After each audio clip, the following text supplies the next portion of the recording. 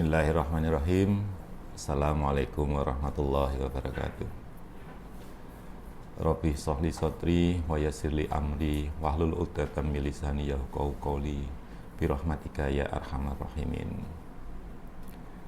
Pertama-tama marilah kita panjatkan puja dan puji syukur atas kehadirat Allah Subhanahu wa taala, karena sampai saat ini kita semua masih diberi kesehatan sehingga kita bisa bertemu dalam momen hari ini. Seperti tahun lalu ada agenda rutin ya tahunan yang diadakan oleh Badan Penjaminan Mutu, yaitu mengenai audit mutu internal. Salah satunya adalah dakwah Islamiyah yang dilakukan oleh SDM masing-masing direktorat ataupun badan.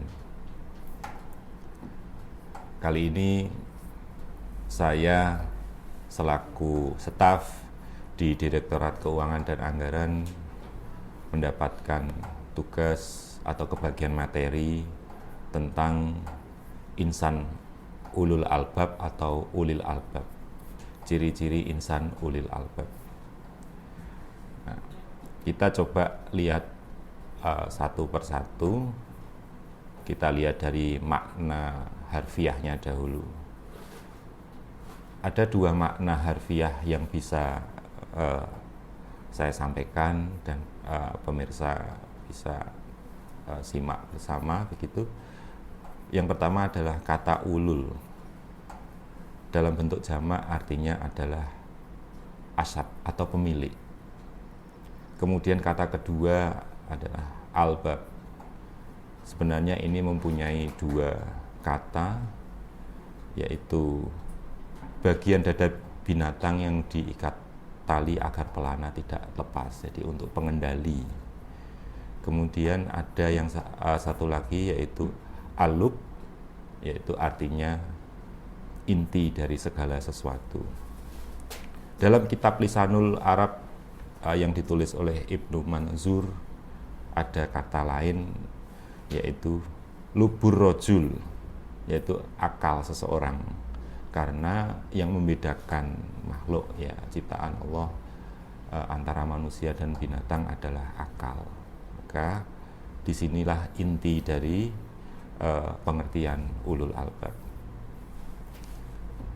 Makna bahasa lain juga ada yang tercantum dalam Al-Quran. Sebenarnya banyak disebutkan kata ulul albab itu dalam Al-Quran, ada 16 ayat disebutkan.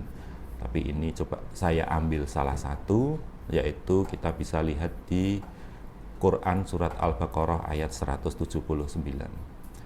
Saya bacakan ayatnya. Bismillahirrahmanirrahim. Walakum fil qisosi hayatu ya ulil albab la'allakum tattaqun. Yang artinya, dan dalam kisos itu atau jaminan kelangsungan hidup bagimu, hai orang-orang yang berakal, supaya kamu bertakwa. Jadi disebutkan di sini bahwa gunakanlah akalmu untuk supaya kamu termasuk orang-orang yang bertakwa. Kemudian di dalam Al-Quran juga disebutkan dalam makna yang lebih panjang, kurang lebih pengertiannya sebagai berikut. Hakikat ulul albab adalah orang yang menggunakan akalnya untuk mengenal siapakah Allah, bagaimana keagungannya, bagaimana kebijaksanaannya, bagaimana keadilannya dengan melihat ayat-ayat Allah. Saya kutip dua ayat dari surat Ali Imran, yaitu ayat 190 sampai 191.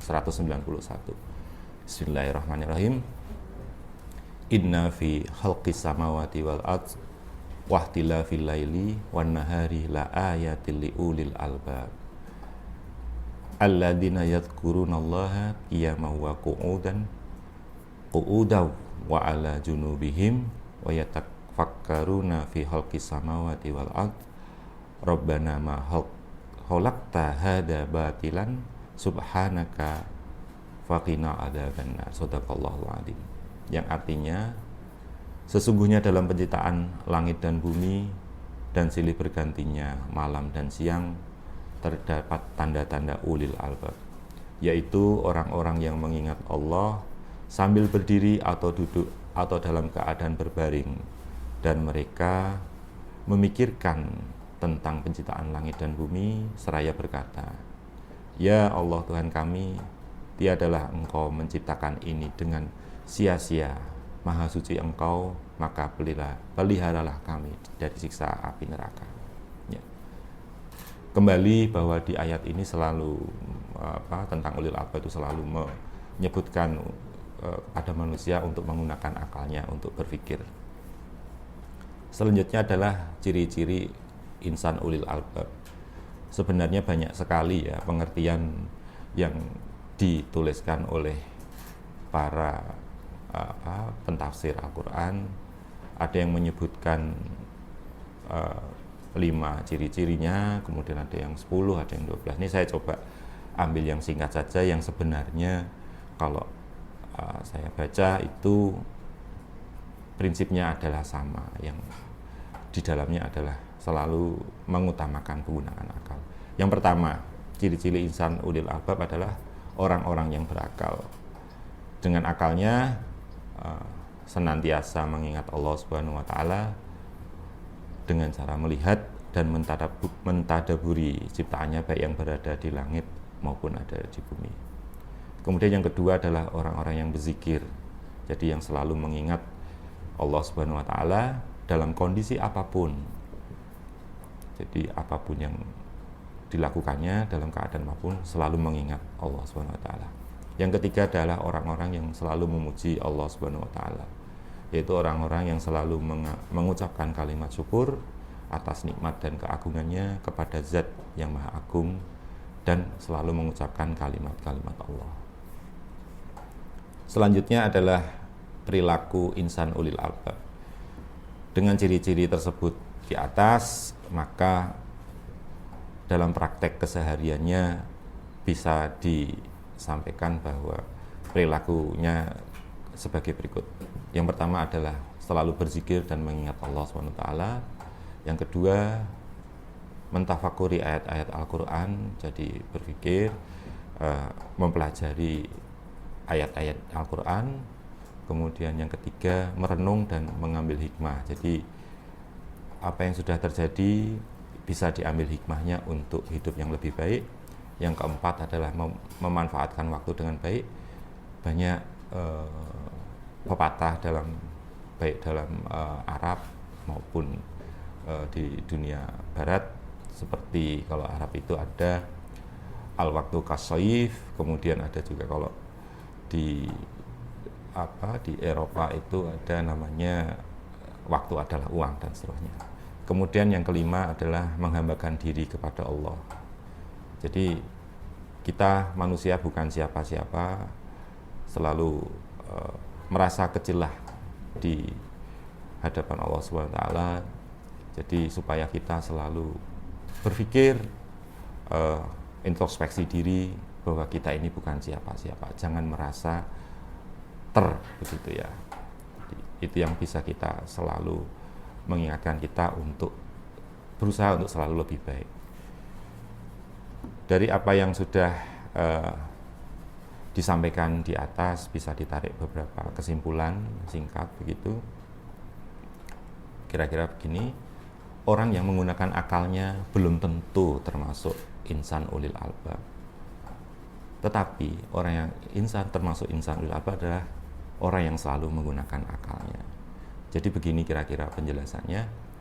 Silahkan manusia sebagaimana Allah menggunakan akalnya, tetapi tetap harus mendasarkan pada Al-Quran dan hadis. Karena banyak contoh di sekitar kita menggunakan akalnya untuk mengakali apa yang ada di dalam Al-Quran untuk tujuan tertentu.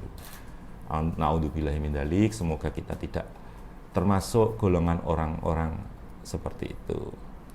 Saya kira cukup, terima kasih, semoga bermanfaat, bisa kita ambil hikmahnya.